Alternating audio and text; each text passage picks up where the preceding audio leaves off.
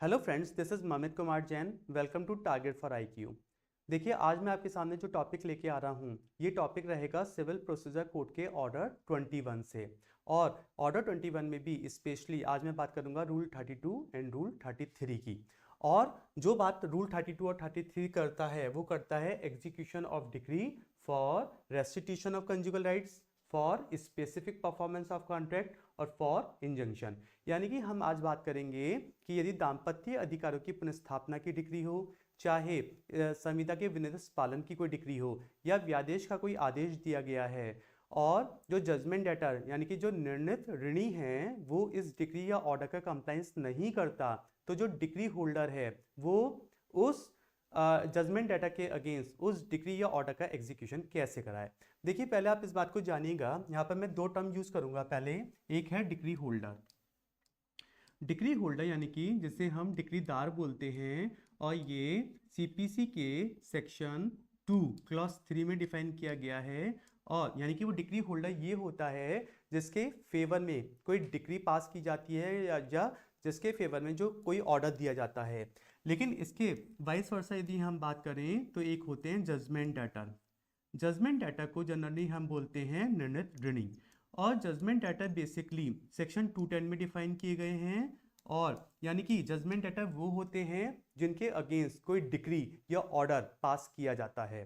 तो यहाँ पर मैं यहीं पर ये बात करूंगा कि यदि जजमेंट डेटर या निर्णित ऋणी के against restitution of conjugal rights की कोई डिग्री पास की गई है, या स्पेसिफिक परफॉर्मेंस ऑफ कॉन्ट्रैक्ट की कोई डिग्री पास हुई है, या इंजंक्शन का कोई ऑर्डर इसके अगेंस्ट पास हुआ है, और इसके पास उस डिक्री या ऑर्डर का कंप्लाइंस करने का मौका होते हुए भी, अपॉर्चुनिटी होते हुए भी जानबूझकर ये इस ऑर्डर या डिक्री का कंप्लाइंस नहीं कर रहा है, तो डिक्री होल्डर के पास क्या रिलीफ होगा? वो कोर्ट के पास जाके, जो निष्पादन न्यायालय है उसके पास जाके जजमेंट डेटा के अगेंस्ट उस डिग्री का एग्जीक्यूशन कराएगा, उस ऑर्डर का एग्जीक्यूशन कराएगा। और हम यहाँ पे यही जानने की कोशिश करेंगे आज जो हमारा टॉपिक है, कि इनमें से किसी भी डिग्री या ऑर्डर का जो एग्जीक्यूशन होगा वो कैसे होगा। और इसके रिगार्डिंग आपको सीपीसी का ऑर्डर 21 और रूल 32 एंड 33 पढ़ना चाहिए। लेकिन चलिए, मैं आपको सबसे पहले बात लेके चलूंगा ऑर्डर 21 रूल 32 की। और ऑर्डर 21 रूल 32 हमें ये कहता है कि यदि रेस्टिट्यूशन ऑफ कंजुगल राइट्स की डिक्री जजमेंट डेटा के अगेंस्ट आई है, और वो उसके पास अपॉर्चुनिटी होने के बाद भी वो जानबूझ के उस डिक्री का कंप्लाइंस नहीं करता है, तो यहाँ पर जो निष्पादन न्यायालय है, जो एग्जीक्यूशन कोर्ट है, वो जजमेंट डेटा को इस डिग्री के कंप्लाइंस में अरेस्ट तो नहीं कर सकते, लेकिन उसकी प्रॉपर्टी को क्या कर सकते हैं? प्रॉपर्टी को अटैच करने का ऑर्डर दे सकते हैं। लेकिन इस बात को बिल्कुल ध्यान रखेंगे कि जब रेस्टिट्यूशन ऑफ कंजुगल राइट्स की डिक्री के एग्जीक्यूशन में जजमेंट डेटा को अरेस्ट नहीं किया जा सकता। और ये बात आपको रूल 32 के सब रूल 1 में देखने को मिलती है। जब हम बात करते हैं स्पेसिफिक परफॉर्मेंस ऑफ कॉन्ट्रैक्ट की, यानी कि संविदा के विनिर्देश पालन की, और यदि जजमेंट डाटा के अगेंस्ट संविदा के विनिर्देश पालन की कोई डिग्री पास होती है, तो यहाँ पर जो एग्जीक्यूशन कोर्ट है वो दो तरीके से इस डिग्री का एग्जीक्यूशन जजमेंट डाटा के अगेंस्ट करा सकती है। यानी कि चाहे तो जो कोर्ट है वो जजमेंट डाटा की प्रॉपर्टी का अटैचमेंट कर सकती है, या फिर जो जजमेंट डेटर है उसको अरेस्ट करके सिविल प्रिजन में डिटेन कर सकती है। या तो आप अटैचमेंट कर लीजिए उसकी प्रॉपर्टी, चाहे अटैच कर उसको अरेस्ट कर लीजिए, या फिर आप इनमें से दोनों काम कर सकते हैं। और इस तरीके से स्पेसिफिक परफॉर्मेंस ऑफ कॉन्ट्रैक्ट की डिग्री जजमेंट डेटर के अगेंस्ट आप एनफोर्स करा सकते हैं, एग्जीक्यूट करा सकते हैं। और ये बात भी आपको कहाँ देखने को मिलेगी? ऑर्डर 21 के रूल 32 सब रूल 1 में। और जब हम इंजंक्शन ऑर्डर की बात करते हैं, तो इस बात को भी आप ध्यान देंगे कि जब जजमेंट डाटा के अगेंस्ट इंजंक्शन या व्यादेश का कोई ऑर्डर दिया जाता है, और जानबूझकर जो जजमेंट डेटर है उसका कंप्लाइंस नहीं करता, तो एग्जीक्यूशन कोर्ट क्या करती है? यहाँ पर उस ऑर्डर का एग्जीक्यूशन जजमेंट डाटा के अगेंस्ट दो तरीके से करा सकती है, जैसे आपने स्पेसिफिक परफॉर्मेंस ऑफ कॉन्ट्रैक्ट के मामले में देखा। यानी कि यहाँ पर भी जो कोर्ट है वो उसकी प्रॉपर्टी को अटैच करने का ऑर्डर दे सकती है या जजमेंट डेटर को अरेस्ट भी कर सकती है, या फिर दोनों मोड से इसका एग्जीक्यूशन कराया जा सकता है। और ये बात भी आपको रूल 32 के सब रूल 1 में देखने को मिलती है। लेकिन इसके बाद हम बात करेंगे ऑर्डर 21, रूल 32, और मैं अब बात लेके चलूंगा स्पेसिफिकली सब रूल 2 की। देखिए अभी आपने सिर्फ ये जाना कि यदि रेस्टिट्यूशन ऑफ कंजुगल राइट्स की डिक्री का एग्जीक्यूशन हो, चाहे वो स्पेसिफिक परफॉर्मेंस ऑफ कॉन्ट्रैक्ट की बात की जाए या इंजंक्शन की बात की जाए, तो हमने ऑर्डर 21 रूल 32 में ये देखा कि हम इन डिक्री या ऑर्डर के एग्जीक्यूशन में कोर्ट एग्जीक्यूशन कोर्ट क्या क्या कर सकती है। तो generally restitution of conjugal rights के मामले में हम जजमेंट डाटा को केवल उसकी प्रॉपर्टी अटैच कर सकते हैं लेकिन अरेस्ट नहीं कर सकते, जबकि स्पेसिफिक परफॉर्मेंस ऑफ कॉन्ट्रैक्ट के मामले में या इंजंक्शन के मामले में हम चाहे तो जजमेंट डाटा की प्रॉपर्टी को अटैच या कुर्क कर लें, चाहे तो उसको अरेस्ट कर लें, या दोनों ही मोड से हम डिक्री का एग्जीक्यूशन करा सकते हैं। लेकिन जब मैं रूल 2 की बात करूं तो ध्यान देंगे यहां पर सिर्फ मैं दो बातों की बात करूंगा। मैं रेस्टिट्यूशन ऑफ कंज्यूमर राइट्स की कोई बात नहीं करूंगा। यहां पर सब रूल 2 सिर्फ दो चीजों की बात करता है, स्पेसिफिक परफॉर्मेंस ऑफ कॉन्ट्रैक्ट की। किसकी बात करता है? संविदा के विनिर्देश पालन की, स्पेसिफिक परफॉर्मेंस ऑफ कॉन्ट्रैक्ट।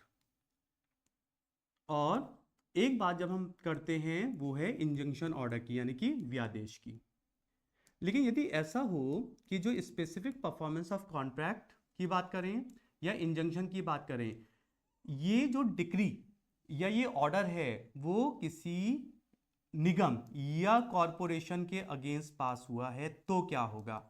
ये तो देखिए बट नेचुरल है कि रेस्टिट्यूशन ऑफ कंजुगल राइट्स की डिक्री किसी कॉरपोरेशन या निगम के अगेंस्ट तो पास नहीं हो सकती, क्योंकि रेस्टिट्यूशन ऑफ कंजुगल राइट्स की डिक्री केवल हस्बैंड वाइफ के अगेंस्ट ही पास हो सकती है। लेकिन इसलिए यहाँ पर रेस्टिट्यूशन ऑफ कंजुगल राइट्स की कोई बात नहीं की जाएगी। लेकिन यदि वो स्पेसिफिक परफॉर्मेंस ऑफ कॉन्ट्रैक्ट की डिक्री कॉरपोरेशन के अगेंस्ट पास हुई है, यानी कि ये जजमेंट डेटर है, या इंजंक्शन ऑर्डर इसके अगेंस्ट पास हुआ है, और कॉरपोरेशन या निगम जो एक ज्यूरिस्टिक पर्सन है, जो एक विधिक व्यक्ति है, ये जानबूझकर उस डिक्री या ऑर्डर का कंप्लाइंस नहीं कर रहा है, तो क्या होगा? तो जो निष्पादन न्यायालय है, जो एग्जीक्यूशन कोर्ट है, वो इसका एग्जीक्यूशन कैसे कराएगी? इसका एग्जीक्यूशन कैसे कराएगी? तो क्या हम एग्जीक्यूशन के नाम पे 3 तरीकों से उसका एग्जीक्यूशन करा सकते हैं? बिल्कुल। यहाँ पर 3 मोड्स हैं जिससे हम कॉरपोरेशन के अगेंस्ट यदि इनमें से कोई भी डिक्री या ऑर्डर पास हुआ है उसका एग्जीक्यूशन कराया जा सकता है। यहाँ पर पहला मोड है कि हम कॉरपोरेशन की जो प्रॉपर्टी है, कोर्ट जो है वो इस कॉरपोरेशन या निगम की प्रॉपर्टी को ही उसके अटैचमेंट का ऑर्डर दे सकता है, या फिर हम, अब चूंकि कॉरपोरेशन एक लीगल या ज्यूरिस्टिक पर्सन है, विधिक व्यक्तित्व है, अरेस्ट किया नहीं जा सकता, तो हम कॉरपोरेशन की प्रॉपर्टी को अटैच करने का ऑर्डर दे सकते हैं। लेकिन हमारे पास एक दूसरा मोड ये है कि इस कॉरपोरेशन के जो प्रिंसिपल ऑफिसर हैं, यानी कि जो मुख्य अधिकारी हैं, या जो डायरेक्टर्स हैं, हम इनकी प्रॉपर्टी को भी अटैच करने का ऑर्डर दे सकते हैं। इनकी प्रॉपर्टी का भी अटैचमेंट या कुर्की हो सकती है। या एक तीसरा तरीका ये है कि हम इस कॉरपोरेशन के जो ये प्रिंसिपल ऑफिसर्स हैं या ये जो डायरेक्टर्स हैं, इनको भी हम अरेस्ट कर सकते हैं। इनको अरेस्ट करके इनको सिविल प्रिजन में भी डिटेन कर सकते हैं। तो यहाँ पर सब रूल 2 यानी कि ऑर्डर 21 रूल 32 सब रूल 2 हमें ये कहता है कि यदि इन दोनों मामलों में कोई डिक्री या ऑर्डर किसी कॉरपोरेशन के अगेंस्ट पास हुआ है और हमें उसका एग्जीक्यूशन कराना है, तो हम 3 तरीकों से एग्जीक्यूशन करा सकते हैं। उस कॉरपोरेशन की प्रॉपर्टी को ही अटैच करके, या इस कॉरपोरेशन के जो प्रिंसिपल ऑफिसर या डायरेक्टर हैं उनकी प्रॉपर्टी को अटैच करके, और या तीसरा तरीका हमारे पास ये है कि उस कॉरपोरेशन के जो प्रिंसिपल ऑफिसर यानी कि मुख्य अधिकारी और जो डायरेक्टर्स हैं उनको अरेस्ट करके भी डिक्री का एग्जीक्यूशन कराया जा सकता है। लेकिन अब हम बात करेंगे ऑर्डर 21 रूल 32 के सब रूल 3 की। अब देखिए इस बात को आप ध्यान देखेंगे कि जब मैंने सब रूल 1 कराया था तो मैंने आपको ये बताया कि चाहे वो रेस्टिट्यूशन ऑफ कंजुगल राइट्स की डिक्री हो, चाहे वो स्पेसिफिक परफॉर्मेंस ऑफ कॉन्ट्रैक्ट की डिक्री हो, चाहे वो इंजंक्शन का ऑर्डर हो, इन तीनों मामलों में हम जजमेंट डाटा की प्रॉपर्टी को अटैच कर सकते हैं ना, बिल्कुल। अब क्वेश्चन यहाँ पर है कि सब रूल 3 क्या कहता है कि जब एक बार प्रॉपर्टी का अटैचमेंट हो जाता है तो बेसिकली वो प्रॉपर्टी का जो अटैचमेंट है वो कब तक प्रिवेल करेगा, वो नेक्स्ट 6 मंथ्स तक प्रॉपर्टी अटैच रहेगी। 6 मंथ्स के कंप्लीशन पर, समाप्ति पर, जब डिग्री होल्डर कोर्ट से एप्लीकेशन देता है कि भाई अभी भी डिग्री या ऑर्डर का कंप्लाइंस नहीं हुआ है और जजमेंट डाटा की प्रॉपर्टी को अब सेल कर दिया जाए, तो कोर्ट डिग्री होल्डर की एप्लीकेशन पे उस प्रॉपर्टी को क्या कर देगी, अब सेल कर देगी। यानी कि बेसिकली हमने 6 महीने, अटैचमेंट के 6 महीने तक हमने जजमेंट डाटा या निर्णय लेने को ये मौका दिया था कि भाई अभी भी आप इस डिग्री या ऑर्डर का कंप्लाइंस कर लो, और यदि अभी भी आपने उस डिग्री या ऑर्डर का कंप्लाइंस नहीं किया तो भैया 6 महीने के कंप्लीशन पे यदि डिग्री होल्डर ने कोर्ट में ऐसा एप्लीकेशन दिया है तो कोर्ट उस प्रॉपर्टी को सेल कर देगा।